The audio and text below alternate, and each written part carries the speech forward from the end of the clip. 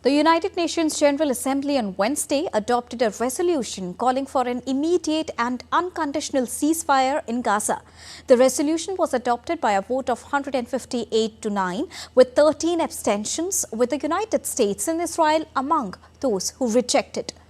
The General Assembly often finds itself taking up measures that cannot get through the Security Council, which has been largely paralyzed on hot-button issues such as Gaza and Ukraine due to internal politics, and this time this is no different.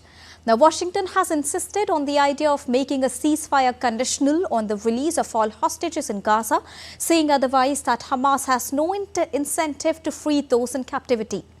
Deputy U.S. Ambassador Robert Wood repeated that position on Wednesday, saying it would be shameful and wrong to adopt the text.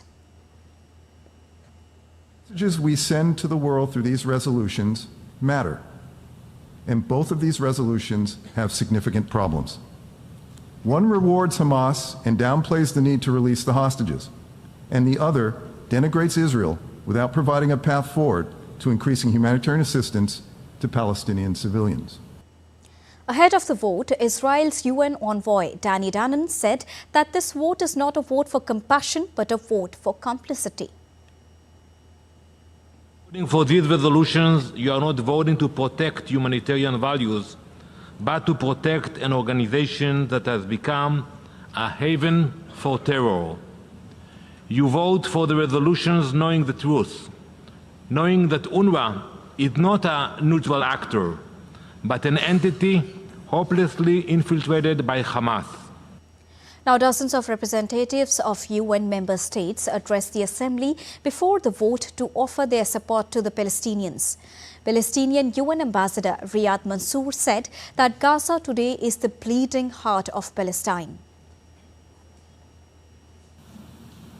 Gaza today is the bleeding heart of Palestine and open, painful wound for the human family.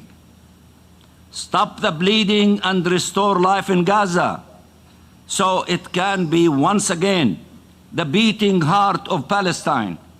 Stop the bleeding so we can restore credibility to our international system, so we can ensure it for future generations, so our people can live, so our region can thrive, so that international peace and security can be preserved. A second resolution calling on Israel to respect the mandate of the UN agency supporting Palestinian refugees, UNRWA, and allow it to continue its operation was passed on Wednesday by a vote of 159:9 with 11 abstentions.